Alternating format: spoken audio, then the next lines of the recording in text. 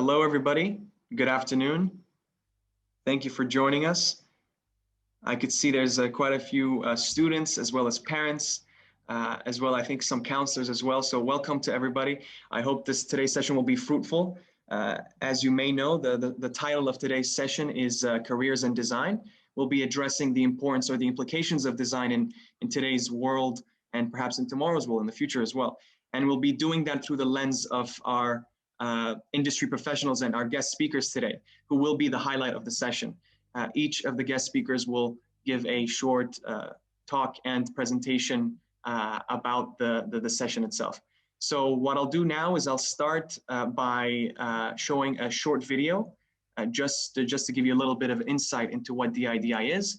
Following that video, I will hand over the stage to Hani, who should also present, who's our dean and who should go through a little bit of DIDI and also from his background.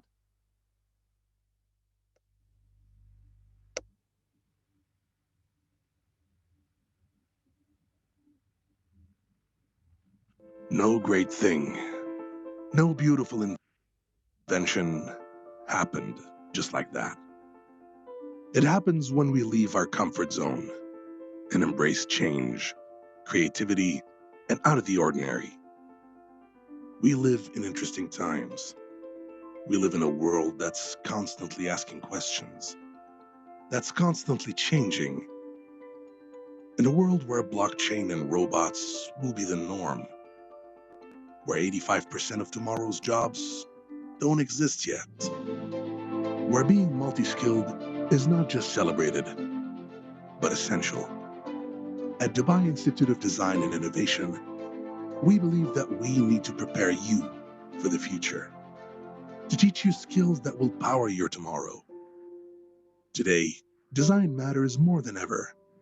But how can design help, you may ask? We combine disciplines so you become well-rounded. From product design, multimedia design, fashion design, strategic design management, it's where you will learn how to merge different design disciplines.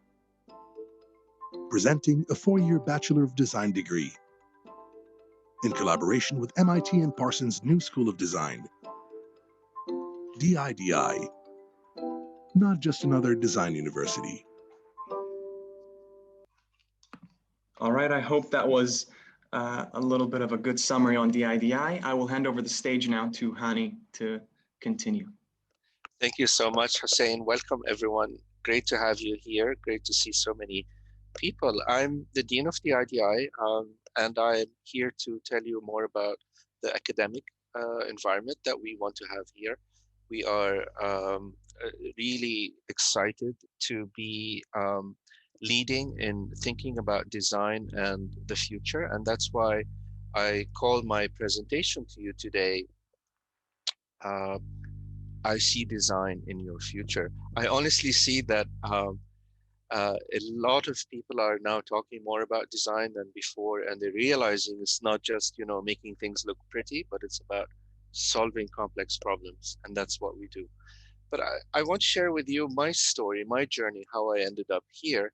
And basically, if we go back to 1984, I know it's a long time ago before you were born. I was living in Beirut at the time. There was a major war, as you might know, at the time. And these are actually the helicopters that I left my country.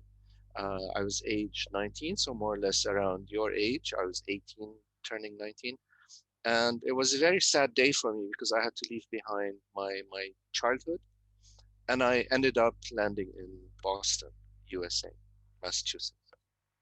While I was there, my dad had this crazy idea. He said, Hani, while you're in Boston, why don't you apply to MIT? I was like, yeah, Dad, right? Like they're going to accept me, right? And I just went and I applied. And when I got there, they asked me, do you have SATs? I said, no. Do you have TOEFL? No. Do you have your records? No. Do you have anything? I said, I literally came with what I'm wearing to Boston. It was just war and we had to leave and it was sudden. It wasn't planned. And they said, well, do you have anything? And I remembered that the summer before, my grandmother had visited my aunt who lives in Boston. That's why I was in Boston. And she had left with her the yearbook of the school that I was the head of. I was the editor-in-chief and the art director and the designer. And I brought it the next day to MIT and I showed them what we call the Torch 83. And it's a book I'm proud of. I designed, I still have it. If you come to my office, I'd be happy to show it to you.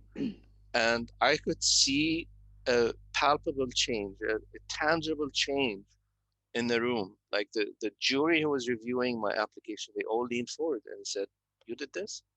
I was like, "Yeah, I did that." But I felt the change. So I felt that at that moment that design actually has impact on people. And actually, I was accepted into MIT because of that, of my design abilities. And I graduated in 1988. I'm glad to say that I received the Excellence in Design Award, which is usually given to master's students. I was an undergrad. It was the first time they did that. And then I ended up going to Harvard and I graduated with distinction in architecture. And I worked in all these fields. Even gave a talk at TEDx Beirut 2012, started my own firm. We won many, many awards for all the work that we've done. I'm very, very proud of my trajectory. This is student work I would do with my students in Beirut. But I felt that after a while that what we need to do is to reform the way we teach design. And that's because technology has become so prevalent and such an important tool. And I feel that existing design schools, they don't take that very seriously. So when we started DIDI, that was the main driver. How can we integrate innovation and design together, not just design? And so that's why we're called the Dubai Institute of Design and Innovation. It's trying to address a major need in society that in order for design to be actually making a difference, it needs to integrate innovation. So it's no longer marginalized, but it's at the core of everything that humans endeavor to do. We built the program with MIT, my alma mater, and we built it with Parsons School of Design, and those are the #1 university in the world and the #1 design university in the USA. So design and innovation literally come from the way we started the school. So DNA is our design and innovation. So basically, the three things that combine and make us different and make us such a special place is that we combine visual literacy with technological fluency and strategic proficiency. What does that mean? It means that we teach you everything that a regular design school teaches, which is to become fluent in the language, in the visual languages. We also teach you how to be adept and fluent in using all the new technologies. That's why we have a state-of-the-art fabrication lab. We have all sorts of equipment that you need. We have a robotic arm, etc. And we have strategic proficiency, which is basically teaching you how to be an entrepreneur, to understand the strategic impact of your work. And we teach these from the beginning. Every course has to have these three elements embedded in it. And if I go to our mission statement, like the lofty mission that we want to do is to grow the need for talented designers, because there's so much work to be done in design, but we don't have local, regional schools teaching this combination of innovation and design. And basically what we want you to become are the change makers. So when you go, when we see the Emirates going to Mars and watching Mars and observing Mars, this is where we want you to be working at. Working with the space agency, working with the leaders in the region, working with anyone who wants to make change, or even creating your own jobs.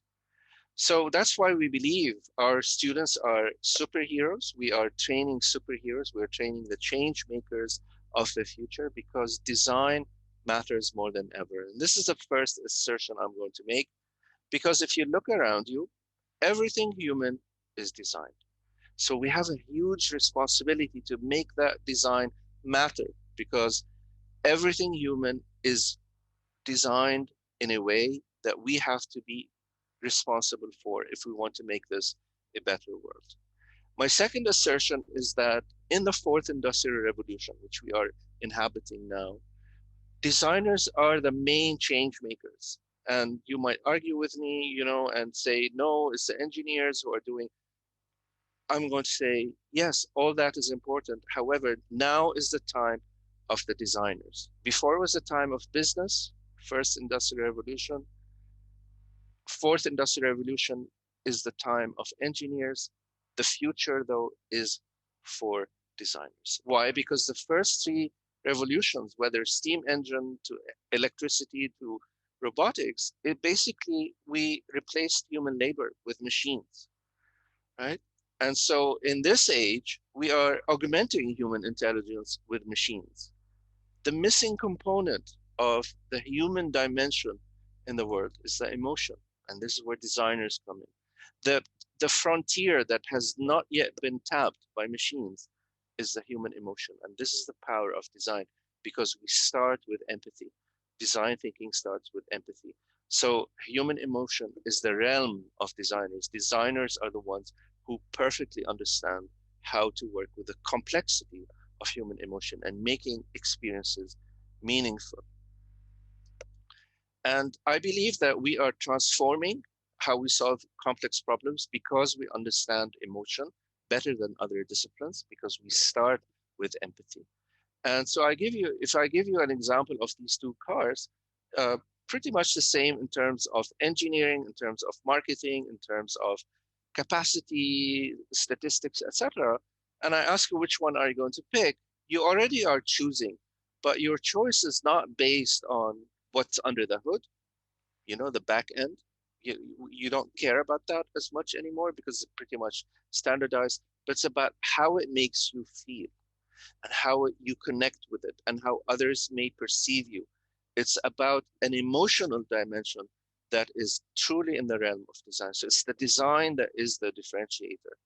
And when design is a differentiator, you can apply it to anything. So if you look at the phones out there, your choices, the way you defend them, the way you argue about them, you think you're arguing about them in a rational way. But if you truly look under the hood, you are arguing in an emotional way.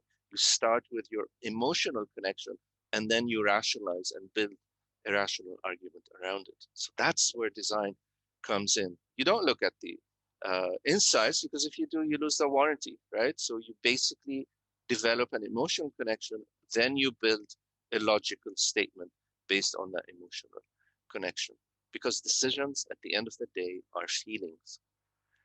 Don't take my word for it. So if you're a numbers person, you would appreciate this, because if you invest in a regular S&P index with the same amount of money over time, over a period of 10 years, if you invest in a design-led company, and there are many out there, so Apple, Coke, Ford, Herman Miller, these are some American ones, there are some European ones, including Airbus, and others who put design first when they are designing their products, the value is immense. The difference is huge, because design basically bridges between strategy and technology. It's the link. It's what humanizes this thing. It literally humanizes technology. A good example is the Space Lab, which was designed in the 60s by NASA. And the engineers had created this tube that goes into space, and the astronauts spent 6 months in there. But they didn't care or forgot about placing an important thing, which is a window. And it took a designer, famous designer like Raymond Loewy. He said, wait a minute, you need to put a window in there. And the engineer said, no, but that will challenge the integrity of the structure. And he was like, but imagine 3 astronauts sitting there for 6 months inside a tube in space. You will jeopardize their own integrity, their mental integrity. And in fact, NASA had the wisdom to listen to the designers who actually put this intuitive thing, very intuitive thing, the window. And when they came back, the astronauts said it was spectacular, because whenever we felt tired or had a break, we would look out the window and we would see home, home meaning planet Earth. And so it was just mind-boggling, that dimension, that emotional connection, that humanized the technology. So we can do things, but we have to make them humanized.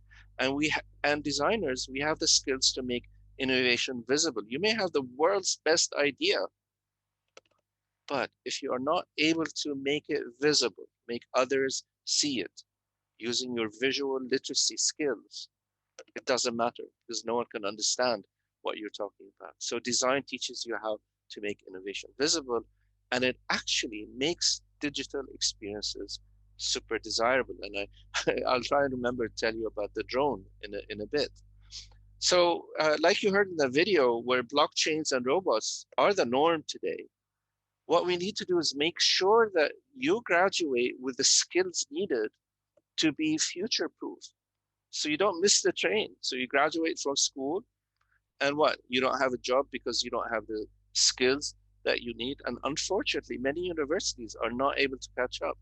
We have the advantage of being new and focused about that future, especially when 85% of future jobs we don't know what they are. They don't yet exist. So as due diligence is required, what we do, we started looking at what are possible jobs of the future. Augmented reality designer, chief drone experience designer. This one, as I said, I'll tell you about the drone. Like technologically, we know we can use drones to deliver products, right? We can develop that system. It's easy at this point. And from a strategic perspective, it might make sense to it makes you more efficient. You deliver more goods, you get rid of some jobs, you save money, etc., etc., etc. So from a business perspective, it might make sense. From a technological perspective, it makes a lot of sense. But from a human experience, does it make sense? Do you want to be chased by something like this with a camera pointing at you, carrying, you know, the glasses that you bought for your crystal glasses that you bought for your grandmother? What's it going to do? It's going to chase you, try to drop the box. The levels of anxiety are similar to a scene from a Hitchcock horror film. The sounds they make, the noise they do, the disruption they do, and just the big brother feeling that they have. No one's thought about that, really. So we get excited about the gimmick, but when you try to make it a human experience, it's actually a horror film. So I want you to think about that. So that's why we need chief drone experience designers. That's a bright future there.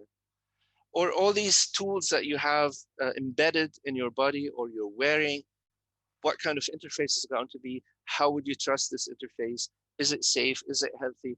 All these things, designers think about those things. The same thing with the IoT conductor, future in printed materials. What do we do with that? How do we do that? How do we do it? And we explore that with our students at DIDI. This is one of my favorite. We'll be actually 3D printing human organs. Okay, so that's great. So the doctors and the designers need to work together. I'm not saying that designers do it all on their own, but doctors suddenly need designers and designers can work with doctors. And one of our major collaborations is with the Hamad bin Rashid University for Medical and Health Sciences, which is the new university of medicine in Dubai, and they understand the power of design thinking. So we've been doing a lot of activities together. Chief Design Officer. This is the story of Peter Schreier, Design Executive Officer at Kia Motors. 10 years ago, you probably didn't hear about Kia, but today Kia is everywhere because Kia, whose slogan is, by the way, the power to surprise, basically placed the designers in the boardroom. They said, you don't have to be in the back room making things look pretty anymore. We want you to think with us. How can we humanize our cars? How can we make our cars differentiated from other cars? How can we bring in design as the main driver of the business? So Kia policy is that design is the driver of the business. So they brought all these amazing people from Audi, which knows about design. And if you notice, now you notice Audi's winning award after award in their car designs. So what we want to make sure is that you are not replaced by a machine, because we know from McKinsey's study, at least, that 50% of jobs are being replaced by machines. So we want to make sure that when you graduate, you are not replaced by a machine. And the way we're going to do that, and the way we do it at DIDI, is we do what is called combinatory education. This is a very important idea that when I met with Google about 3 years ago, they said that's exactly what we're looking for. We're looking for people who have multiple skills, people who are able to do different things and be specialized in different fields. And so hybrid skills become the main DNA of DIDI. So we can future-proof the next generation through hybrid education. What does that mean? We have several levels of hybridization going on in our curriculum. The first level is that combining design and innovation. The second level is, which I showed you before, is combining or hybridization, visual, technological, and strategic literacies together. And the third dimension is basically when we introduce the programs that we have. So currently we offer product design, multimedia or interactive design, screen-based design, fashion design, and strategic design management. These are the core things. So when we map the future jobs that we have, identified, and this is just one of the lists, what we quickly realize, if you graduate with a degree in product design, for example, or one in fashion design, it's not enough for you to be prepared for the future. So how do you hybridize in order to future-proof? So what we do after the first year, and this week our first-year students are deciding which two do they want to merge together. So the third level of hybridization is combining two disciplines together. And so by combining, let's say, product and multimedia, what you do is basically you realize that all these future jobs are within your reach. You have the skill sets to immediately work in those things. And my belief is that companies would just, when they realize you have these skill sets, what they're going to do, they're going to just snap you up. So for example, if you do product and multimedia, you can immediately go into IoT furniture because you understand product design and you understand what interactivity is. And IKEA, for example, is going in that direction for sure. It's a bright future in IoT design. I'm just picking some examples. Another one is wearable design. Wearables is the future, right? Even Zook, from Facebook, he's basically investing. Facebook is investing in the future of wearables, whether it's VR, AR, mixed realities, all of these things. The future of glasses, for instance, the future of interactive clothing is another one. So if you combine multimedia and fashion, you can do a lot with interactive clothing. So Iris Van Herpen, Philips, all these designers, all these companies, this is where they are exploring. Levi's has interactive jackets already that are out there. The UAE government is going to blockchain. So once all the applications or most of the government applications are running on blockchain, who's going to design the human side of it? So the back end we can figure out, but what is the front end? Already people, when they hear blockchain, they freeze, right? It's like, oh, I don't know what it is. We teach our students from year one, what is blockchain, how to work with blockchain, how to develop and humanize blockchain so it becomes useful and desirable. Ethical fashion, our focus is on how do we generate fashion that does not create waste, that actually does not kill animals, that actually recycles, a full circular economy. This is how we teach fashion. Strategy and product design is a great background for you to become the next chief design officer, whether at Kia or more likely in the UAE, because the UAE government understands that most firms and most government institutions need a chief design officer in their midst in order to do what Kia did to transform the automotive industry, to transform governmental services. So bright future for our youth in this region as combining strategy and product design. These are just examples. The key method, this is my fifth assertion, is that if you learn design thinking, you will naturally become an innovator just by understanding and harnessing and mastering the skills of design thinking. So when we teach design thinking at DIDI, we go through a 6-step process from empathy to identifying the problem, ideating it, prototyping the idea, testing it, and iterating. But this is what's fascinating.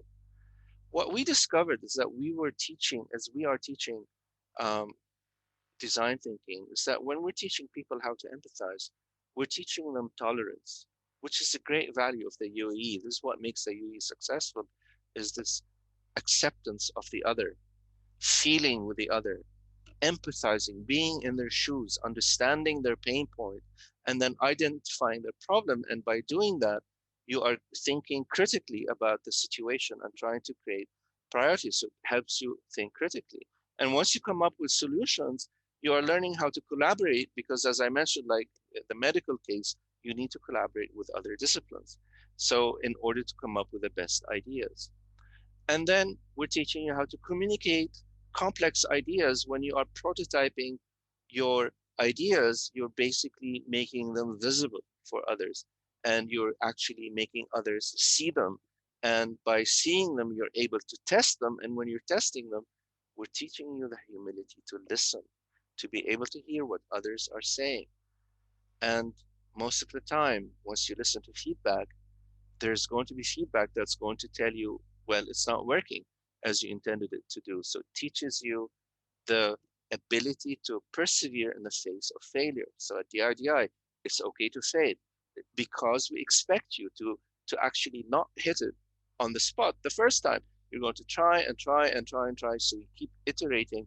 And what that teaches you is how to persevere in order to reach the solution that you want. So in effect, what we're teaching you are lifelong skills that you will use forever, like complex problem solving, critical thinking, and creativity. These are at the core of what we teach at the IDI. And what's interesting is that these are the same 3 skills, the top 3 skills that the World Economic Forum has identified as the keys to success in the fourth industrial revolution. So we come full circle why design matters today, because the way we teach design is going to put you at the top of skills in the fourth industrial revolution. So what I want to wrap this, at least introduction or discussion, with is that when we're being asked to do the moonshot, like solve complex problems using the latest technology, and we're always being asked that, we're being asked to use the latest technology, the latest advancements, the latest innovation. However, if we forget the left side of this equation, this is meaningless. So what you need to do is to humanize that technology, make that advancement meaningful for your fellow humans, and make that innovation desirable. This is where design is.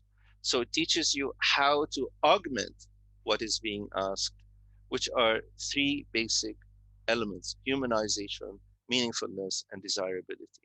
And this is what makes fulfillment, which is the promise of the fourth industrial revolution.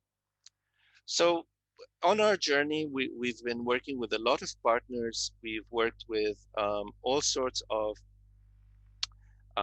different organizations, different things. So I'll go quickly over them. I'll just give you a sense of our students, our faculty. We have over 100 students with 30 nationalities, and you can see it's spread across the entire globe, which is amazing. This is what Dubai is all about.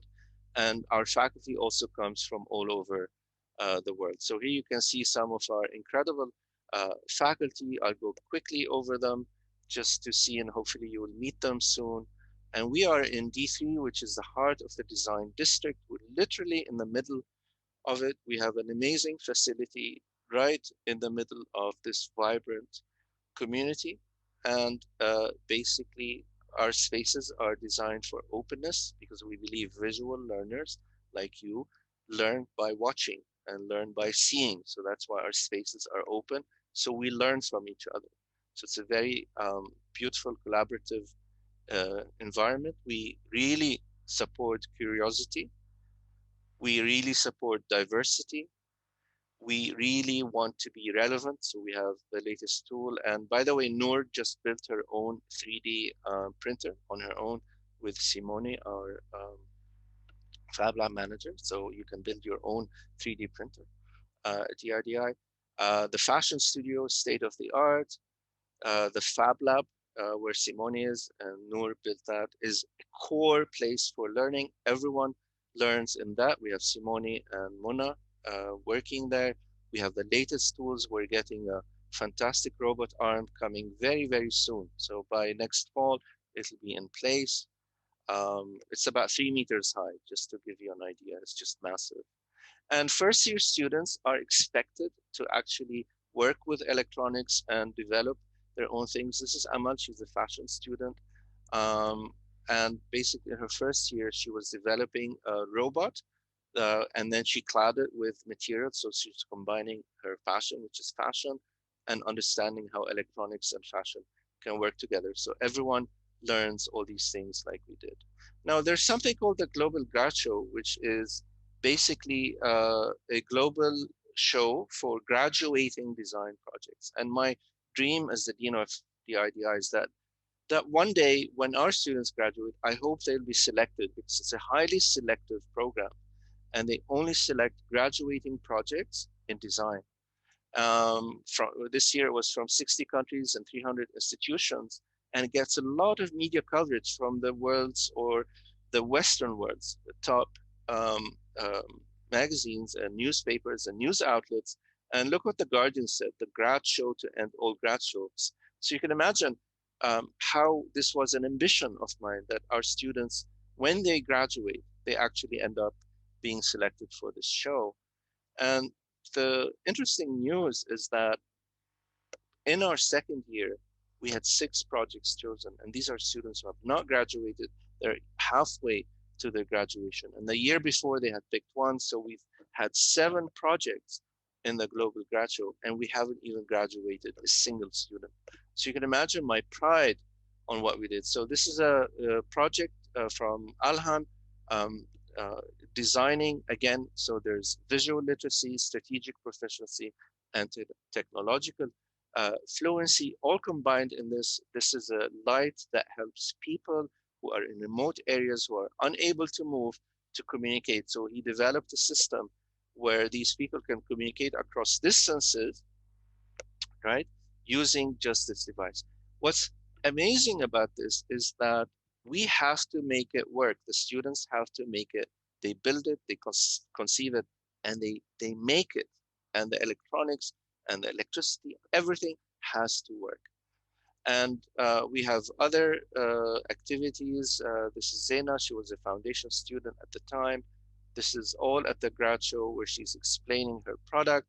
This is Nicholas. He designed a device that can help blind people enjoy art. This device translates colors into sounds.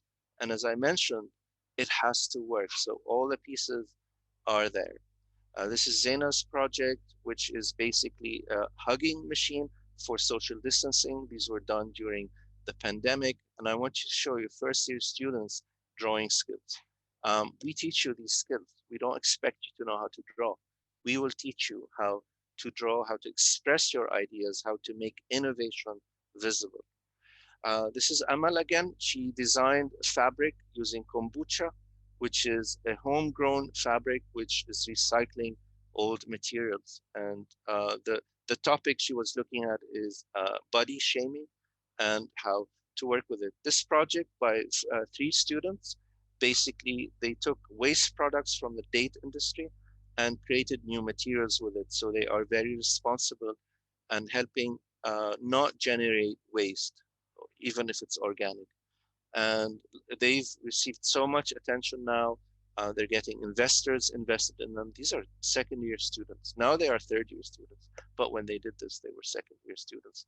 This is Sana, also now a third-year student. She developed a mouse. And again, the mouse has to work, which senses your stress level through hormonal sensors that actually measure how your stress hormones are, the levels of stress hormones. And once it does, it activates the computer. You can program it to do different things. There was an exhibition also of the work. We do a lot of exhibitions during the year of student work. This is at the design district. This is the work of Maha, where she used her skills in product design and fashion design to generate denim fabric, basically to be interlocking without using any thread. So upcycling denim, laser cutting it, and making a new fabric without thread. So at every level, it addresses the three ideas that we have. Just different ideas. This one measures your circadian rhythm, your sleep rhythm, and swallows your phone so you don't actually look at your phone when your circadian rhythm is off. Using carbon dioxide and helping plants grow as you lose weight, a symbiotic relationship between you and your plants. You get the idea. Our studio culture is basically about teaching students to do fun things. In your first year, you do a robotic pet. This robot pet is designed to help you solve a problem that you might have. And then we have a petting zoo, so everyone displays their pets, and everyone comes and visits them. In the first year, we explore the human body, the human senses, the human sensations, and how we can suppress them or augment them. These are first year student work, different ideas. I can spend all day just talking about and raving about student work. Empathy is very important. Abdulaziz developed a wrist arm that basically a wristband, sorry, that actually senses movement and helps a blind person navigate without having to use a cane. So it's eventually it would look like a Fitbit that would help a blind person walk without using a cane. Just all these things. The support system that we bring in guests. You will meet some of them today. They're here in the picture. Students present their projects to a group of jurists, and it's actually, it might be nerve-wracking, but it's not. We are there to support and build and nurture rather than criticize. Rigor is very important. So the way things work, the way they are designed and drawn and built, the students made the pieces all in the Fab Lab using laser cutters, and they didn't use any metallic pieces so they don't rust, because this device was meant to be used in remote areas. And these are the failures they faced along the way, and we document them. We love them. We love it when they fail, because that's how they're going to learn. So you can see it's very important to keep trying and persevering and keep trying and persevering. And as I mentioned, you have to make it work. The proof of concept, that's what POC stands for. You have to prove your idea. You have to make a sample, an example, a prototype to show that your idea works. And this is Nicholas, and he developed a whole machine that actually picks up waste, sucks it up through a syringe, and mixes it with water, and then creates a new material out of it to print out. So the concept works. If he has time, he can develop it. So in the end, the DIDI ABC, if you want, is combining design with all the latest technology and all the latest thinking. And this is just a list of the things our students did in the first year in alphabetical order.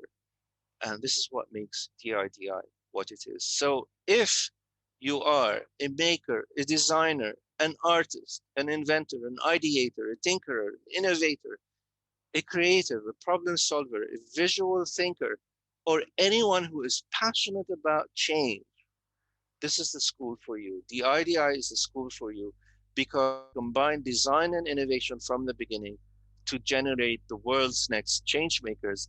And I hope it's you. So please join us and listen to our guests today. And I hope you have a wonderful rest of the morning to learn about DIDI and what we can do to help you with your future. Thank you so much.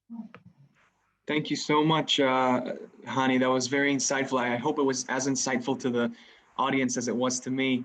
So right now, actually, we'll move forward to our first guest speaker, Dr. Ali Alazawi, who is the City Experience Advisor for Smart Dubai. And he is joining us here, and he will give us a little bit about his background and his thoughts on the design industry. So go ahead, Dr. Ali. Good afternoon, everyone. Really enjoyed listening to Heine's presentation. I hope you guys got as excited as I did. You know, with all the experience and sort of fun that I've had just listening to Hani. I'm really got excited. I'm thinking, okay, how do I join this as a professional student? I'm sure we can think about doing something like that, Hani. Uh, but, Inshallah, yeah. but one thing that struck me about um, the tone and the whole sort of philosophy around what Hani is talking about at DIDI is this concept of a hybrid career. And I realized actually while I was listing some of the stuff that I might mention, I've exactly have had a hybrid career. I've had a hybrid career in many different ways with the background of training that I've had, but also with the kind of stuff that I got to do. And so just pay attention to that word as you're listening to the kind of examples that I give, and you'll see that it literally is that. It's this concept of triangulation. It's this sort of having a view of the world from different perspective, and that gives you a much better perspective that's going to work. Because ultimately, if it doesn't work, any kind of technology just doesn't work. If it doesn't work for people, that is. So my career started way back when with sort of secondary school. I had I did a GCSE at design technology. It was a very basic thing, offshoot to my sort of normal academic subjects you'd expect from anyone. But I was interested in making things. I was just one of the things I made during that course was a ping pong coaching machine, and I had to make every part of that, including melting aluminium and putting it into a die, and then getting a CNC machine to cut it, and a tube, a solenoid I had to make to connect with that tube, and a piece of wooden box. And so many things come into the manufacture of a thing. So it's not just the idea. And Hani showed some really nice pictures of the students making everything, and that's the exciting bit about any kind of work. So when you get a problem and then you have to make the whole chain, I get excited, and I'm sure a lot of you are. And that's what DIDI is going to give you that chance to do. So then I did an applied physics degree, and that was essentially a kind of wannabe engineer, but a little bit on the academic side. But I just enjoyed physics. So I did applied physics, which allowed me to make things that are esoteric. And in fact, what my third year project was a spectral analyzer, spectral scanner. So they had some laser ablation experiments at the time, and they said, okay, so how can we scan the spectrum of the ablated material from its laser? And I made one of those. And again, it was a chain of many things: a digital to analog converter, a servo actuator, and the software, of course. So that was another example of a whole problem, but work on the different parts inside that. But I also, in my time at my undergraduate time, I worked at British Telecom, and my task there was to design and make a chip. And this chip I did do, and they put it in all the telephones in one of the London districts. So there was a wonderful experience of starting out with discrete components and going through analyzers and digital analyzers and so on. And then I give my bosses the prototype and the diagrams, and they just put it into a little tiny chip. That was really, really gratifying, you can imagine. But then I moved to Oxford University as a researcher, and that was a big, big plus for me, because I was in a place where my boss said, okay, here's the lab. I was in the biochemistry department. And here's the lab. Here's the book RS components, or the kind of catalog book which you can buy everything from. And he said, here's the book. Here are the students, the medics, brain surgeons, heart surgeons. They've got problems. Your job is to go fix their problems. Make stuff up. That's it. wow, I was in heaven. I got paid in Oxford University to make stuff up. How cool is that? And I did. I made all sorts of stuff. One of the coolest things I did was a chart recorder. In those days, chart recorders were little needles, then they get hot and they go on a thermal paper. I made a digital chart recorder. I got a 16 channel digital analog to digital converter. I wrote the software for it. I made the preamplifiers, the whole chain again. But it was a larger scale project. And this was used in anger in these experiments. So when people wanted to record signals from experiments, they would do that. But the thing is, this was all bit mechanical and technical, and I enjoyed doing that. And I worked in a company that made MRI scanners, and I was actually in Oxford in an MRI world. So the next company, I was making MRI scanners and fixing them. But what I'd noticed was the engineers were not making it easy for me as a support engineer visiting these things, these establishments where they had problems with their scanners. Even, I mean, I was explaining this example the other day to somebody. Sometimes the power would fail in the power supply, and I, as a support engineer, would have to undo the box, take out the panel, and put my probe on the voltage supply rail to find out if the power had failed.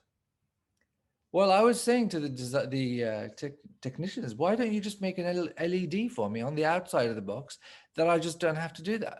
Why don't you make it easy for me to do my job?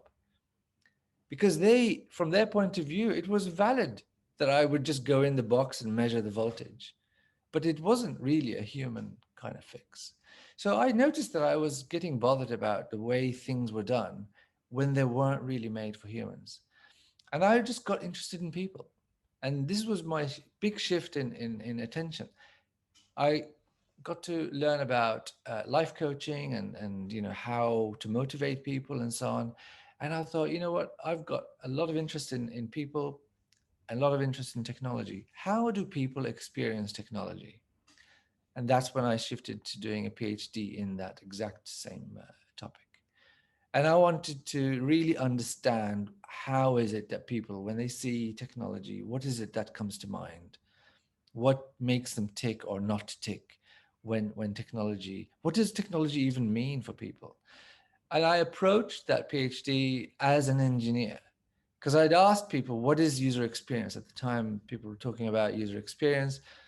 What is user experience? And they would just sort of hand wave and fluff, and I'm thinking, okay, well, surely we can address this as an engineering kind of question.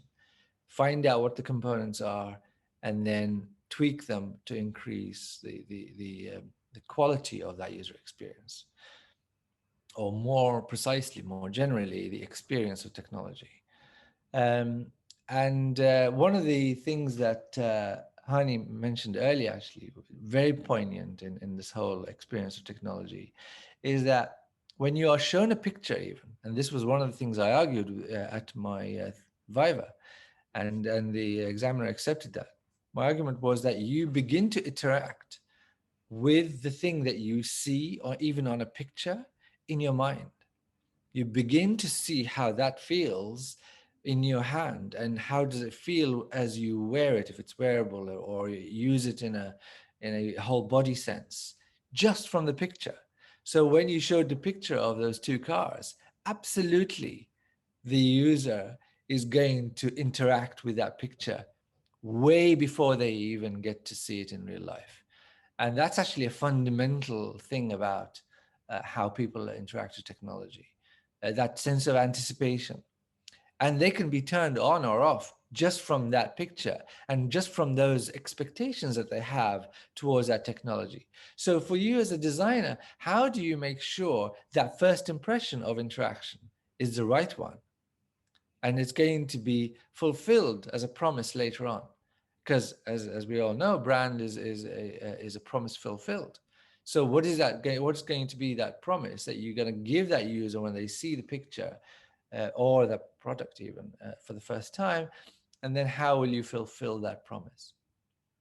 So one of the really interesting things about this sort of emotional uh, um, thing that people have with technology. I'll tell you a sort of a quick story from my PhD research, actually, where I was trying to figure out uh, how people interacted with MP3 players. And there was this one lady who I was part of the research was, which MP3 player were you going to buy? And these were people who are about to buy something. And she said, I am not going to buy an iPod. I said, oh, okay, why particularly are you telling me that? Well, she said, it's a disaster. It's a terrible thing. They always break, da da da. Fine, okay. Next interview I had with her, I would ask her, so what did you buy? She said, I bought an iPod. Okay, but you told me the last time. I mean, I wasn't arguing with her. I was just saying, okay, it's interesting why you told me. She said, well, because it's a good thing, it's a good product. But then she was mixing up, it's a bad product, it's a good product in the same interview, in the same breath. And I was just going to let it go and just find out how things pan out. Third interview, she's used it a while. How's the iPod? It's a terrible thing. It broke. Okay. Well, you kind of knew it was going to break. Okay. But so tell me about that. She would tell me experience. And in the end, I had one question for her, which was, what would you say to people about, how would you tell them about this thing? Would you recommend this product? Very clear line in my sentence, in my question. She said, yes. I said it as like a hygiene thing. I would ask all the participants the same question. I was shocked that she said, yeah. I said, oh, you'd recommend this? She said, yes. I said, okay, what would you say? She said, I would say this is an amazing product. I just didn't know what to say. Anyway, it turns out what was happening was there were other emotional factors that were basically the foundations of her experience. And she hadn't told me about them before. And that is the sense of listening that I had to learn during the PhD work, which was what Hani was talking about, is you get to teach people how to listen, is not to be sufficed with what they say. Just listen, and then you'll see what is the underlying thing, or at least you're trying to become a sleuth, a detective, to find out what's really going on. So it turned out that she had a group of friends who gave her, she's a musician, she's a drummer, and who gave her um, music ahead of it being released. So that was the overarching construct for her in the hierarchy of constructs. I get to have music before it got released. It doesn't matter what the object was. And that overran everything for her. It was the overarching emotion. So I had to figure out what that emotional ladder was for her. So that was just to give you an idea about the kind of nitty gritty a designer would be doing. I wasn't designing, but I was doing the research effectively for the design. And that's the kind of thing that you get to be taught at DIDI. It's a fundamental thing about design. If you're not listening to what the real problem is, how could you possibly find a solution for it? So that's the kind of thing there. But because of my technical background and my ability in sort of finding out what these problems are, and also ideating, I got to also work with the design of highly technical products as well. In Chicago, I was working in Chicago as a consultancy, and I got sent around a few of the cities, including San Francisco, Seattle, and so on, to research people who were using very technical systems. So I had to get my head around it was a tag management system. I won't bore you with the details, but I had to understand what the developers were trying to do, and then make it humanize it for the techies. That was a real mind-boggling problem, but I loved it. It was a real challenge, but it's again the usefulness of that hybrid um, background that I had. I had a deep insight into the technology, as well as a deep insight to the human being, and also how these things are made, because ultimately the product that I designed was a website. So I understood how websites are made. I used to make them as part of another life as well. But then I got to come to Dubai. I worked in the government. I started making apps. Like Dubai Now is something that I started designing from a white page. So I just handed a white page and said, okay, you got 2,000 services you got to fit in this little space on the mobile.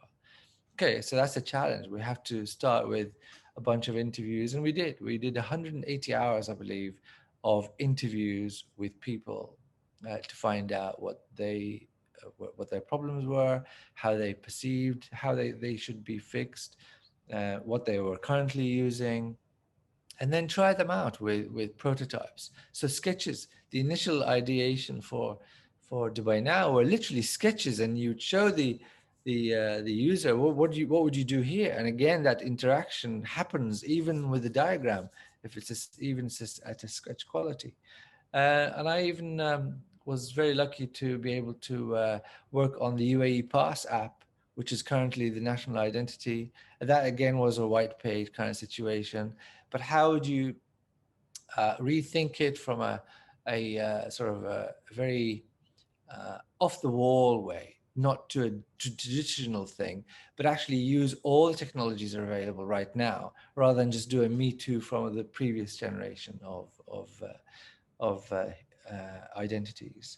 One of the really cool things I got to do at Smart Dubai was go to do a course at D School at Stanford, uh, which is to do with social design.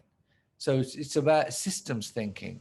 So, when you really get into the concept of design, you really understand, as Hani was absolutely pointing out, it's not about things. Every kind of problem is design is just a problem solving thing. So you could be designing a policy, you could be designing a social system, you could be designing a cup or a chair, which you will probably do in DIDI. But that's just an exercise of problem solving.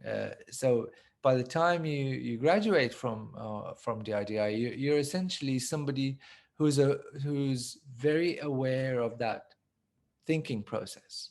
So anything can be designed because it's just a thinking idea. It's a thinking process. That's why they call it design thinking. Um, and I also, for example, I also got to work on designing the happiness agenda. That's an agenda, and you get to design that. Meaning what? What are the different pieces in it? How will you achieve what you're trying to achieve? Um, and when you think about these kind of problems, and then you begin to see the pattern of, oh, I see, okay, so there's a problem. You need to find out what that problem is. You need to speak to the people whose problem it is.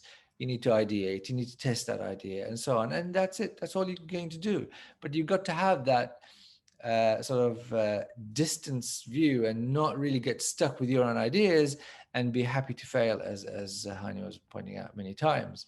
It's really, really important to be to not to be too married to your ideas and just ditch them the moment you sense that this is not working. Just throw it away. Get the next one. But of course, you've got to also have that acute sense of knowing which ideas got some traction, but it's just not the right way for now, and you just need to tweak it a little bit. And that's the skill that you learn. That's the whole point of doing a degree at the IDI. It's learning that. And the mentors and the faculty are there to teach you exactly that. And now I'm working with I did do the design of the Dubai Pulse, which is the data platform, but now I'm working with sort of more abstract aspects of the data field in Smart Dubai. So again, it's just design, but it's just another kind of design. And ultimately, my job is to make sure people's experience with the city is the right. So humanizing the city, if you like, through technology, and that's what we do at Smart Dubai anyway. I hope I didn't bore you with too many details, but I wanted to give a a vignette with a few detailed dips so that you get a sense of that sort of wide variety of color that Hani was mentioning, and I'm sure other people will mention in the subsequent talks here today. Thank you very much. Thank you Lovely, so lovely, much. Ali. Lovely. Yeah. Thank you. Thank you so much, Dr. Ali. That was quite an extensive journey. I wonder what it's like now from the perspective of a student who hasn't even started that journey. It's like, you know, a lot to look forward for. Yeah.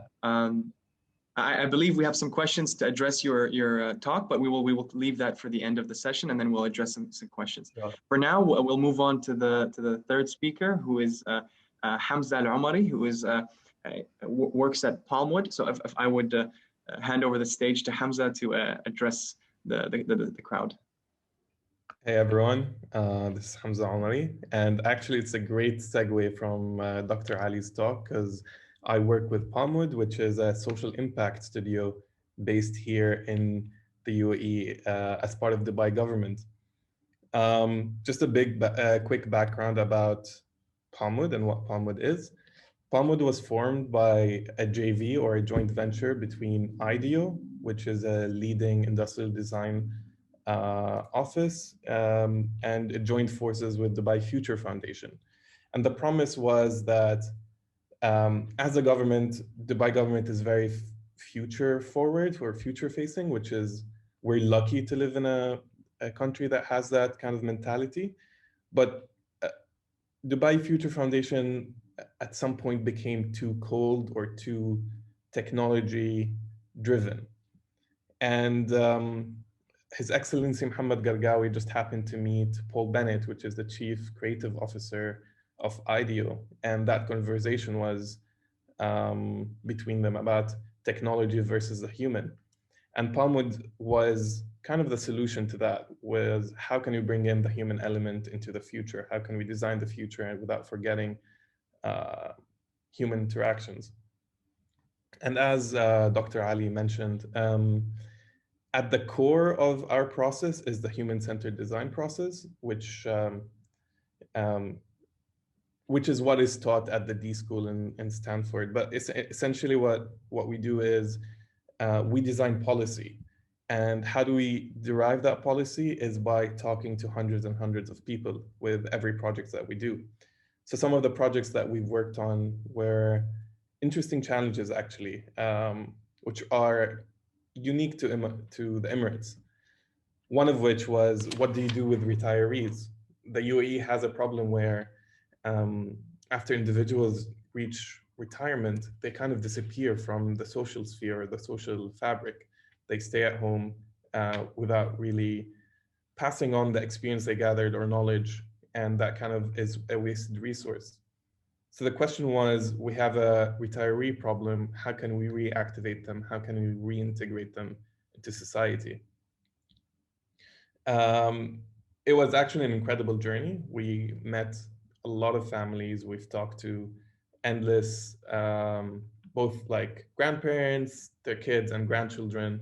And through the process of asking why, we started seeing a pattern across families of why does this happen? And eventually, with collaboration with the Prime Minister's office, we reached a few policies that were launched, I believe in 2019, by His Highness Sheikh Mohammed. It was announced. But that's just one example. This year, more relevant than ever, we looked at the challenges of hybrid life. How can you work remotely and study remotely? And with this challenge, it was quite interesting because that challenge wasn't just a certain ethnicity that's struggling with it or a certain geographical spot that was struggling with it. But we approached it in the same technique that we approach any design challenge, which is start with the human, ask questions, figure out what the problem is, and then suggest solutions and get feedback on that. I'm gonna roll back a bit and just like talk about my background for a second. So I studied in Vancouver, Canada. I was born in Canada, but raised in Jordan. And I was lucky enough to go and study at Emily Carr University in Canada. After graduating, started working here. I studied as an industrial designer or product designer. So after graduating, I came to Dubai and started working at an architecture firm here, but as a product designer. And I was very quickly frustrated by the lack of Middle Eastern design, or like a Middle Eastern design language. It's crazy to think that this was like barely 7 years ago, but it was mostly driven by these big developers like Miras and Amar and all these developers that are putting what modern Islamic design looked like in the public sphere and like buildings and architecture. But by just so using that frustration, I started designing Middle Eastern inspired products with a fresh take on Middle Eastern design language. And that quickly caught the attention of like Dubai culture, of Art Dubai. And now more than ever, I can see students, especially from the DIDI, that are exploring that area. And it is refreshing to see young designers co-developing this new design language that almost, I feel like contemporary Middle Eastern design, they're all taking part in developing it. So that's exciting. After working in architecture, I moved to Tinka, which is a design studio. And there I was a product designer as well as doing some material science. And one of the products that I was working on, which was a material science project, which I looked at creating a new material using sand. How can I combine sand with a different material? I didn't know at the time what it was, but how can I make it into something that I can mold into products? And by just using that element of sand is connecting it to the region, connecting it to the idea of creating a Middle Eastern design language. So through the process of experimentation, eventually I created a material composite using ceramics and sand. And that's what caught IDEO's attention when I developed this product in the form of a simple cup. But it's the process that got them thinking, all right, we can use that sort of thinking in government, because they were still setting up Palmwood here in the UAE. And that process is literally just iteration and experimentation. It's not really, people mix up design with invention instead of innovation. You can invent, but invention comes through, I guess, incremental innovation. So constant experimentation and incremental changes until reaching something that's different or just does something better. So applying that same process into policy was quite the big shift, but it is exciting to see these opportunities kind of surfacing up in the UAE, is taking something like a design process and applying it to policy, which affects thousands and thousands of people.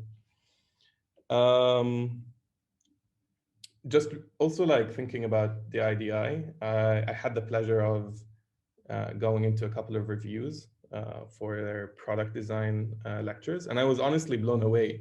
It was, I think it was a second year class, and they were developing work that we were developing as third year students or even as graduates.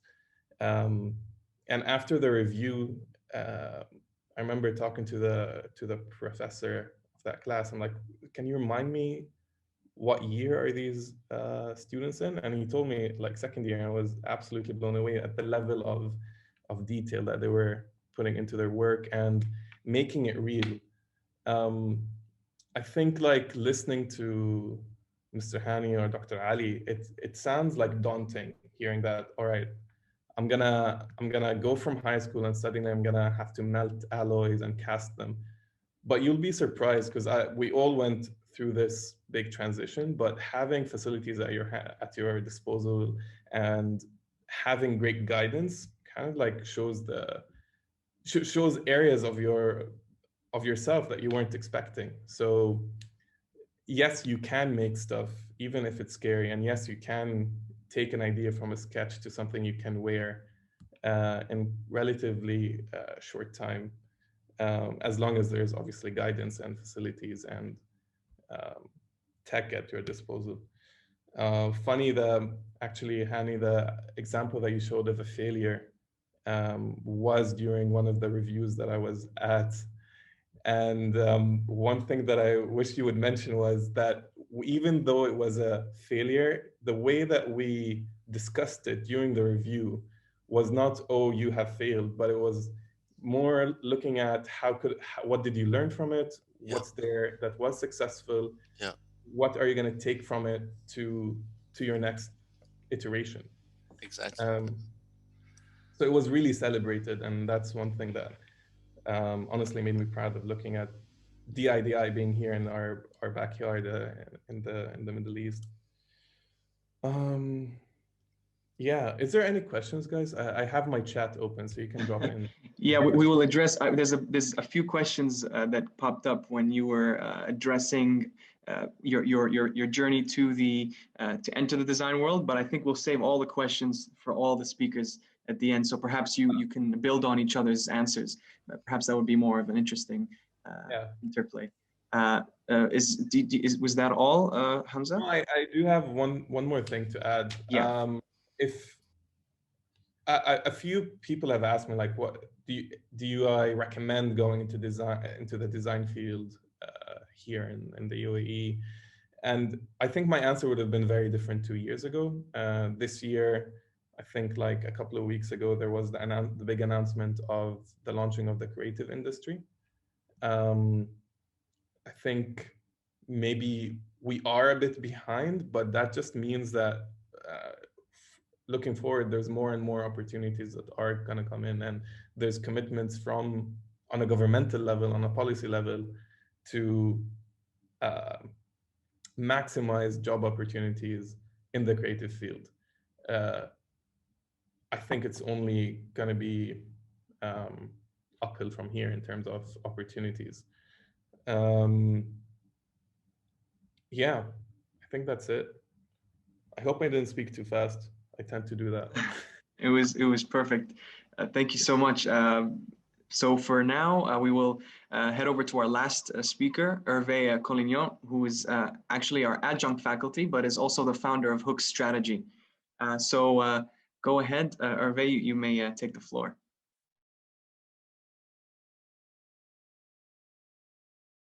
I believe your mic is muted.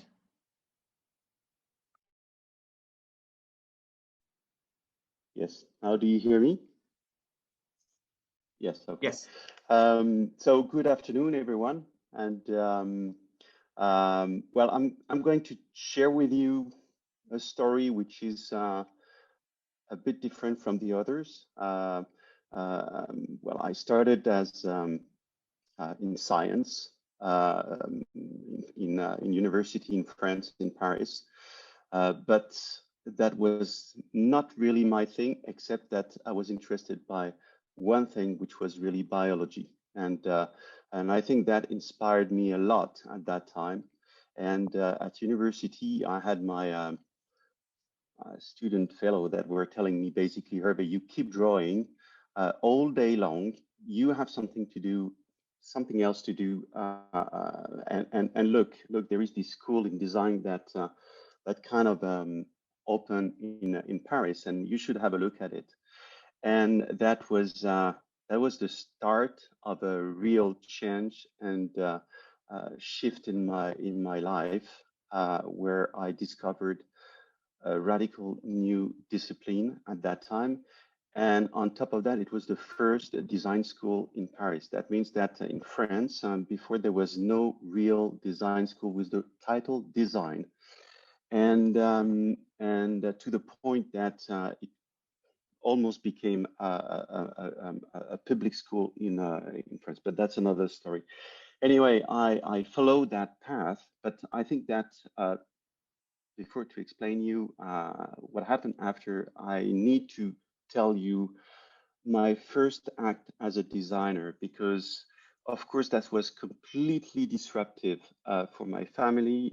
My father is a French general, sorry, a general in the French army, so was quite strict and very straightforward. And of course, that was definitely not his field in terms of expertise. And I mean, they were seeing me kind of drawing a lot of things, but I didn't know what to do with that skill, in fact. And when I came to them and I said I wanted to become a designer, they said, "A what?"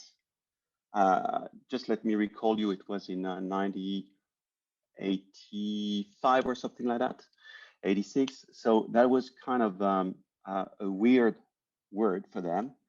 And I was completely disrupting their way of thinking.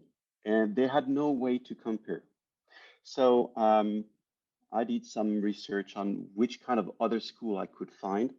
And of course, I wanted that one because I didn't want to go into, you know, graphic design school specifically, or illustration school, or arts et métiers, or whatever. But I really wanted that school, so I was a bit stubborn on this because I went to see the open doors of, you know, the day when they opened the door to everyone, and I was fascinated by what I was seeing. That was, in fact, that was the point where they were putting things in front of me, like I couldn't put a word on it before. And suddenly I was discovering that was exactly what I wanted to be. So that was the beginning of a journey, and my first act as a designer, thinking differently, disrupting, and strategizing in a way with my parents to kind of make them accept that I would go for something they had no clue what it was about. Then, well, when I stepped out from school, which by the way was interesting because my degree was on what we call at that time global design, and I never characterized myself as graphic designer, product designer, retail designer, or fashion designer, or whatever. I was a designer. That's what I wanted to become. And I really insist on this because for me nowadays, what is important is that notion of mindset. You were talking about this, Dr. Ali. I mean, you were mentioning that notion of thinking. Design is a mindset. Then you apply to different specificity, and that's the great thing that the IDI has to also offer. But at that point, my degree was I was reinventing the florist. You know, when you go and I would say pick some roses or some lilies or whatever. My point was no, we should go back to what is the poetry, creating poems with flowers. You know, using the language of flowers, and then based on this, I created the graphic design. I created the, you know, the how you were navigating into the store to create a different experience. I was creating, of course, the packaging. I was creating a radical different experience with a library of flowers, and uh, uh, also linking that to a library of a lot of knowledge and around art, and of course. So that was when I stepped out from school. Then I moved to the US to work in product design at Smart Design. So you probably are familiar with their OXO kitchen tools that I worked on. And then when I went back in France, I I was invited to create a graphic design studio in an agency. So that was interesting because from product design, I was moving to graphic design. Um, and after that, I always had in my mind what the one of the associate of the Smart Design told me when I worked there. He told me, Hervé, you should be a design manager. And in fact, that was very interesting because that was also what told me one of my teacher in design management. Um, and at that time, design management was not that known, I would say. But I remember Gavin telling me, Hervé, we need people who understand design in big companies. We need to have that interface. We cannot just only speak to marketing folks. Uh, we need to talk to designers, and design managers have a very important role to play in the future in big companies. I said, well, I kept that in my mind. And after I ran this studio in graphic design in Paris, um, I had a job offer to join the design management team for IBM in Europe, Middle East, and Africa. And 1 year after, I became the head of this function within IBM, where I stayed for 10 years, and I worked on very different projects, naming, brand architecture, in the software, especially in the software business unit, which was extremely complex because IBM was growing, was acquiring new software, so it was just a mess. A lot of things like that, touching the launch of the e-business. Of course, in '96, I was really at the birth of internet in the IT industry, I would say. And that was just, fascinating to see this. But to see this not only on a design point of view, but also on a strategic point of view, how Lou Gerstner, the CEO at that time, really set the pace for the whole industry, talking about e-business and saying how it would transform the world as we know it today. So, well, that was my time at IBM. Then I was hired by Procter & Gamble in a radical different industry. Another act of design and disruption, and I would say resilience, is I have to admit that at the first time they did not wanted to talk to me because I was not an expert in what we call FMCG industry. That means all these packaging, fast-moving consumer good industry discipline. So I really insisted, and I remember telling them and telling to the headhunter, I said, but sorry, if they put me in a box of IT and they think that I'm not going to be able to do packaging, then let them know they are stupid. I want them to know they are stupid. And I was really provocative in a way, telling them, you just cannot put people in a box. What is most important, especially in design, is the mindset. It's the way you think through problems. And I really want to recall what the previous speakers said about it. Design is a discipline, a problem-solving discipline, whatever it is. And as you have an example with Hamza in the social kind of innovation, on a IT point of view and smart city point of view, even the way that Hani, you're taking the education, putting to the next level with the IDI. Honestly, this is remarkable. But the thing is that really translate one thing: design is a mindset. Design is a way of thinking to solve problem. Now you solve problem with specific skills and that you learn during the course of your education. So yeah, that was my experience then with IBM, and then when I moved to Procter, I started to become I became the global dish design manager. So I became an expert in cleaning your dish, which is an interesting skill. But that was really fascinating to see. Yeah, well, what you have to understand is the dish business is completely commoditized. Okay, this is like water or electricity nowadays. This is something normal that and there is a lot of competitors, and competitors compete on price And when you are a brand like or company like Procter & Gamble, of course you have this scale that allows you to fight on the price.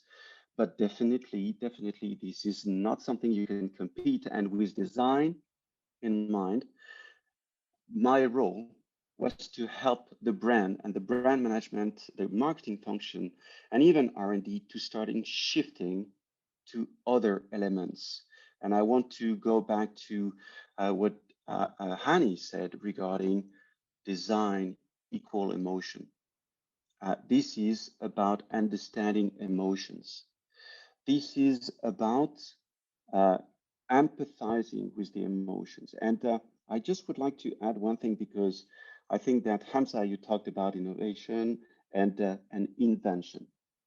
And I just would like to, as an adjunct faculty, I like to teach. So there is one thing that I like about this notion of invention. Innovation equal invention plus insight. And this notion of insight is what design knows how to get it better than any other. Why? Because we empathize and we understand the emotional reaction in an experience, in the usage of a product, in a service that you use, in whatever. I mean, even in the interactions with others, and it's it's what design knows how to do it, and that's extremely interesting because that's combined with the invention. And I don't think that design invented electricity, for instance, but definitely what we can say is, and if you take the, for instance, electricity and the need for reading at night.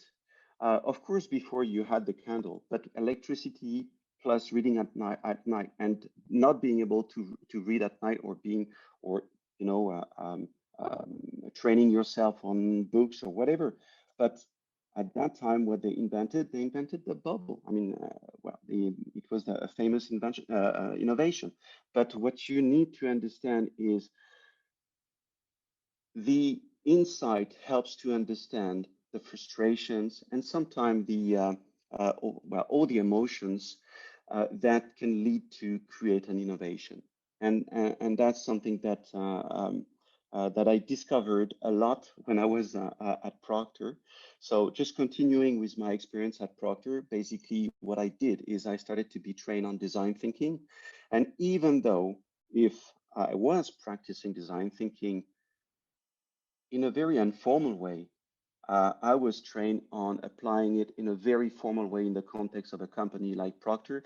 And we were sent then, as being part of the design thinking network, we were sent into different business units to solve problems of, it could be problems of profitability, it could be problem of production line simplification, or it could be just being on a product. I mean, creating new products.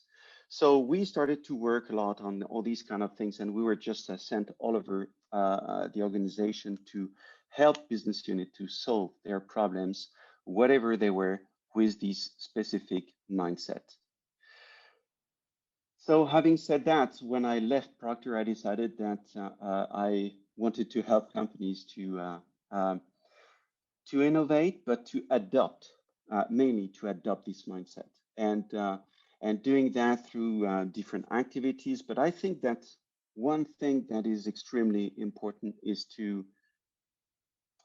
um, to upskill people and to help them to you know, I don't like to use the word train, but because I prefer them to touch it, to really understand the full potential of it. And that's what I did. And when I started my company first in France, and then 1 year and a half, 2 years after, I arrived here, and bingo, when I arrived here, they declared that I think it was 2015. They declared that it was the year of innovation. And of course, I mean, for me, that was just absolutely fantastic. That was just, I don't know if it was serendipity, but come on, that was really interesting. And I started my business here. and helping supporting companies with their innovation challenges and business, I would say business challenges, and how to crack them with or to solve them with an innovation mindset and with design thinking. So this is mainly what I wanted to say with my own experience throughout my agency life, corporate life, and then as an entrepreneur. And remember one thing also is design is about taking risk. And I really want to insist on this. One of the reasons I left Procter is because I was not taking risk anymore. And I wanted that I was desperate for taking risk, you know, even I have to say, putting even my family at risk. Of course, I calculated and I evaluated the risk and like any big corporation. But I had the freedom to be able to do it, and I decided to go for it because as a designer, I want always to challenge myself. I always want to step out of my comfort zone.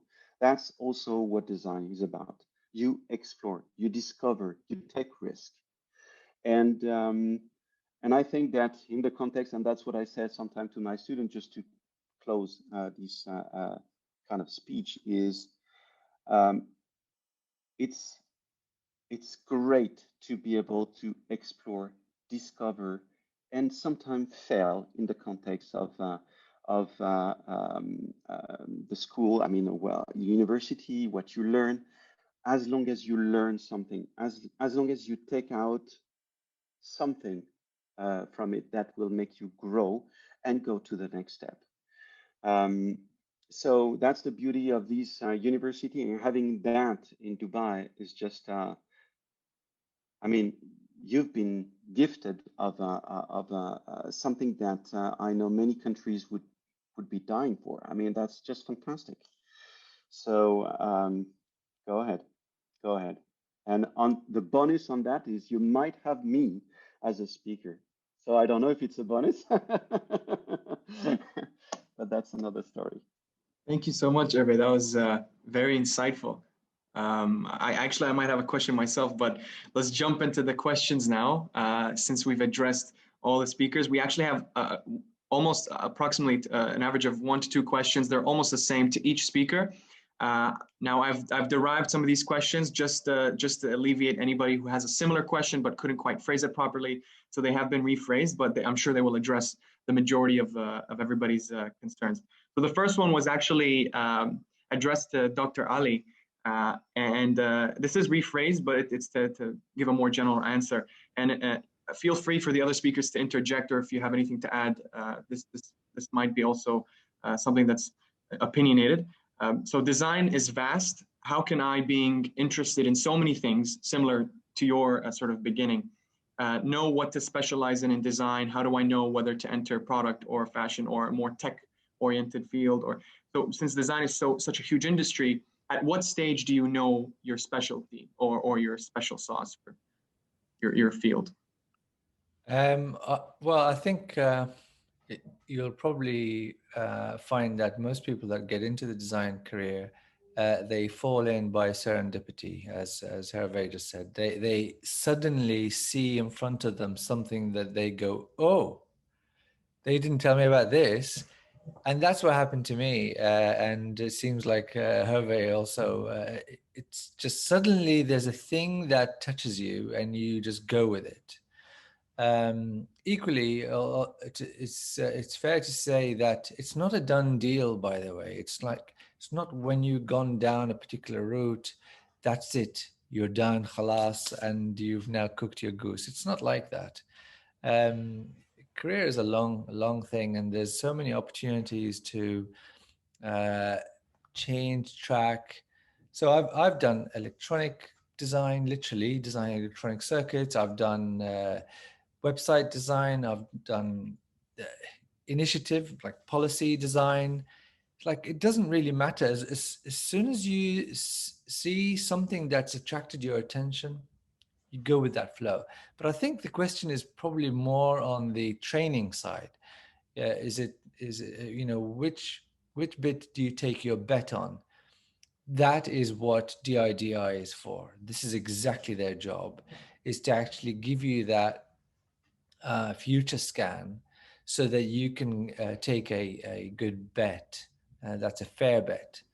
And the way they've done their modules, which are combined module, combinatorial education, I think you called it, Hani. It's a wonderful Yeah, word. yeah. But it is what it says on the tin. You kind of combine bits so that you got a good bet for something that's coming up on the horizon. And if I can add to that, Dr. Ali, that's really insightful. What we do is basically you have a full year to experiment in different fields. You don't have to choose. So the whole year is about exploring what you're interested in. And in the meantime, your advisors will be guiding you to see where your strengths are. And by the end of the first year is when you have to choose. And that process is over several weeks. We don't force you to choose. You have several weeks to make your choice through consultations, advisement, sharing your portfolio, sharing your ideas, because we know these are not easy decisions to make. So you have a full support system and you have a whole year to actually choose. Yeah, and that's actually quite important to know that you can just go with one choice, have a career in that, and then decide one day, okay, that's enough. I'm now going to have another career in something else. I've had 3 careers, and I think I'm about to have a 4th career right now. Why would you just stick with one if you could just have another one? If that's what you want to have, are these different tastes and experiences. But if one particular track is floating your boat, go with that as well. So the point here is that don't worry, it's not a done deal.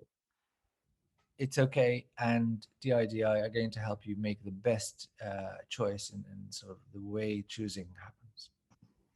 All right, thank you.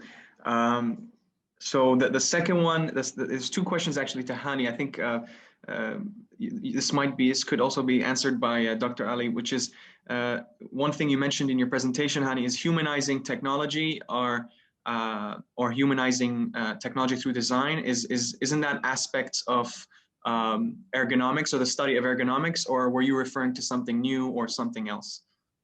Definitely, ergonomics is a major field in that. So we call it human factors.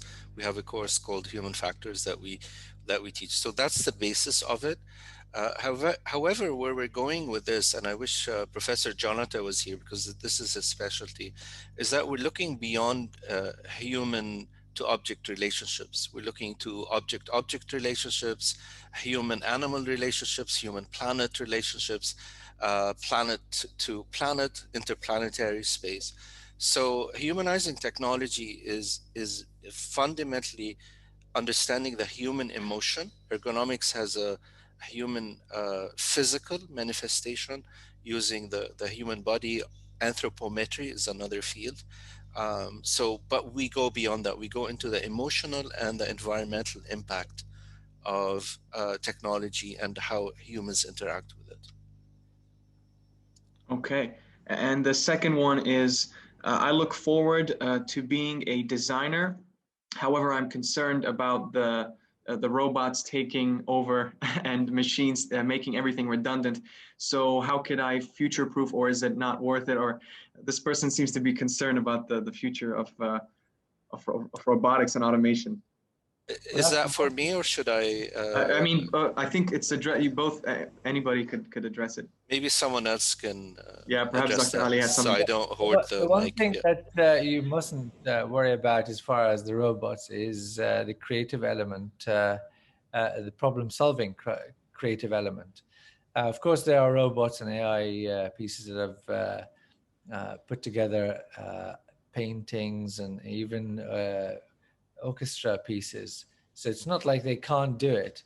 But design isn't that. Design is not that at all. It's a problem-solving discipline, as I think many of us have said in different ways. That's it's a creative part. It's a human. It's that it's the merge of the problem solving with the understanding of the humans. You're not going to get a robot to do that by machine learning saying, taking patterns of human behavior and then storing it in a black box and say, okay, well, there it is. It's not that. It's not that. Well, that's not what we're doing. So you are not to worry. In the design field, you will not be replaced by a robot. That's the last thing. The last frontier. I would like to add to Dr. Ali about that, because we recently had like a little talk at IDEO about AI and where does it fit in design. And essentially, in summary, it's just a tool to make really good designers better.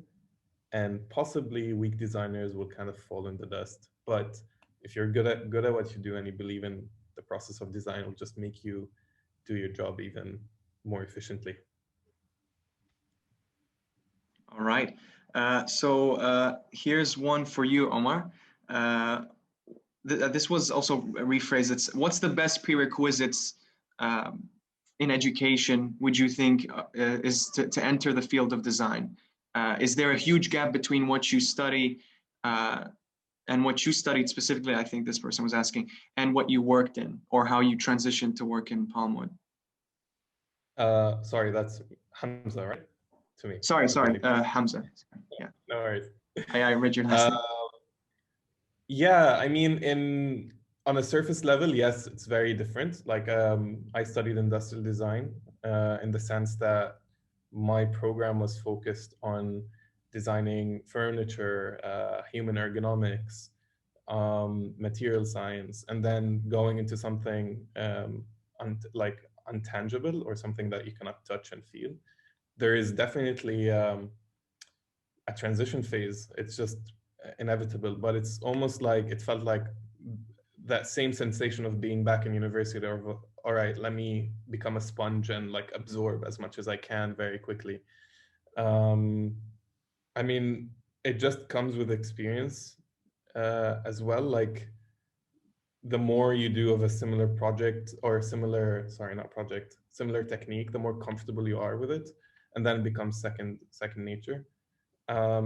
So I guess the gap is not the tools that you have, it's just relearning how to use those tools in a different way. I don't know if that answered the question, but. Right. Hani, do you have anything to add to that from the lens of of being dean? Is there a huge gap between what we study and the industry? This is exactly what the DIDI is designed for, is to bridge that gap. And you are right to assume that there's a big gap between where industry is going and what you are learning. And this is exactly the pain point I was trying to solve when we started the curriculum at the DIDI. We are addressing specifically this. So when you graduate, you are relevant. And so that's why I say that we are lucky to be a new university, because we can do this. And we built it based on that understanding. So I'm confident, and the fact that we had 7 projects so far in the Global Grout Show is validation that what we are teaching you is actually revolutionizing where we're going. And as Hamza also noticed, he was blown away by what students are doing in second year. I think one reason is that the program is terrific. I mean, I shouldn't say that, but I truly believe in it. But the other reason is that what we are teaching is so relevant and so on message and so switched on with what's going on in the industry. We literally have Fjord Accenture teaching courses with us. We have Hervé, who has his own leadership program with Hook Strategy, teaching with us. We have Smart Dubai. We are developing a course with them. We have the Dubai Future Foundation. We're developing a course with them as well. So we're literally looking at where the industry is going and making sure our students have those skills. That's exactly the pain point we're trying to address or solve as designers with a curriculum. So our design tool is a curriculum. Fantastic. Here's one also for Hervé.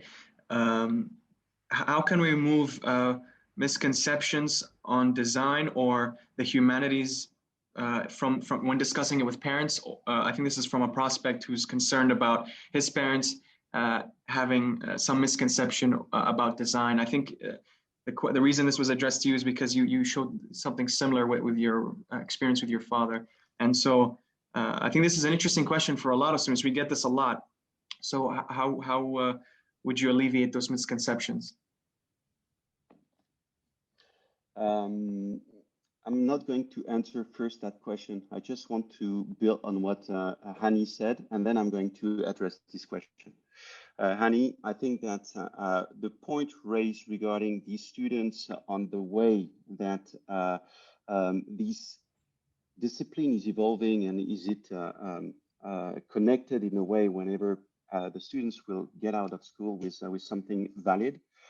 I think that one thing that students need to keep in mind is, and you properly, by the way, you properly mentioned it in your presentation, most of these jobs won't exist or are not existing yet. And one of the characteristics of designers is agility. And I really want to insist on that. I mean, things are evolving, technology is evolving, materials are evolving, software, whatever, everything evolves at speed of light nowadays.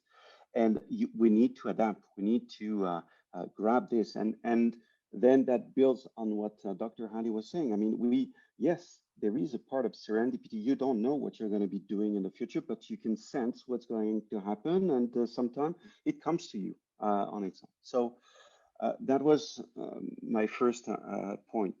The second point regarding when you have parents that are,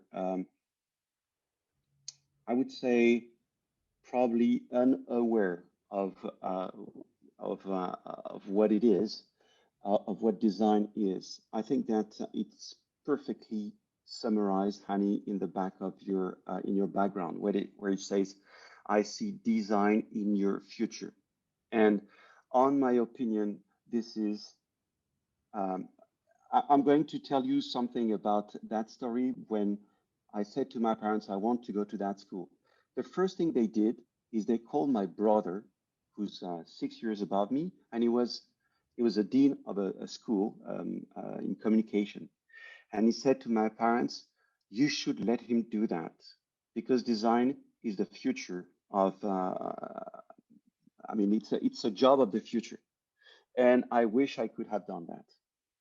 So since they had a lot of trust in my brother, they started to say, okay, maybe. So if you say so, then okay. So as an insight, what I would say is, if you are not able to yourself convince your parents, try to leverage people that can influence them. I'm not saying this is tricky, kind of borderline, but you know, the art of influence is not to go yourself influencing people. You use other people that can influence. And maybe you have somebody in your family who likes design and who could talk to them. Or I don't know, a relative in your family or in your friends. I don't know. I mean, you make it up with your own network of people. But I think that's a way to influence people that you need to convince. And the last thing that I did also, but that was a bit risky from my side. Again, I told you I like to take risks. Is I said to my parents, if you don't pay for me the school, I will pay it. So I said, how are you going to do that? Well, I'm going to raise some money. I don't know. I will see. But they saw in me somebody who was convinced and passionate already about something that I was super enthusiastic about. So I hope that answer helps.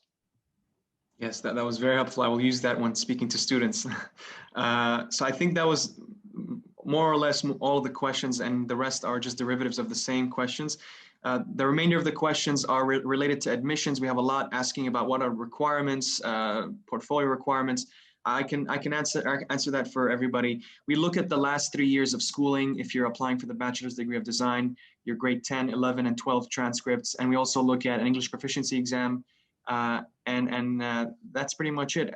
A portfolio will be very favorable in your part when applying for scholarship specifically and for seat reservation.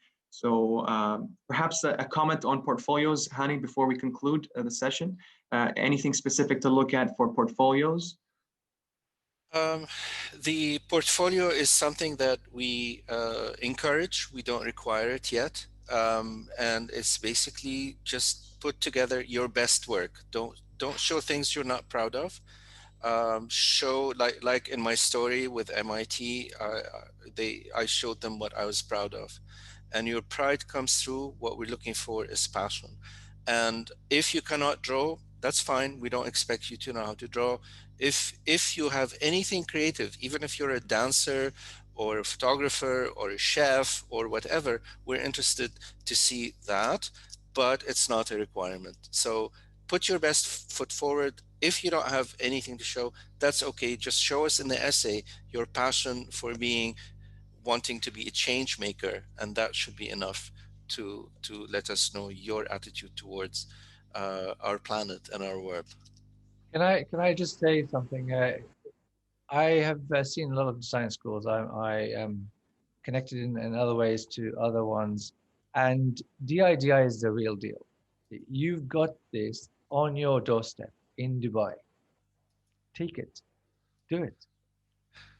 Thank you, Ali. Yeah, Thank this you. is what I think, but I can't say it. Yeah, but I believe it. I can say it.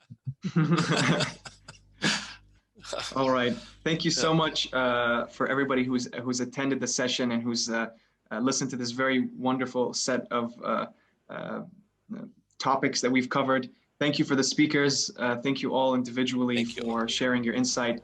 And hopefully this will not be the last session that was so helpful. And yeah, thank you, everybody. If there's anything else anybody wants to add, go ahead. If not, then that will conclude our session for today.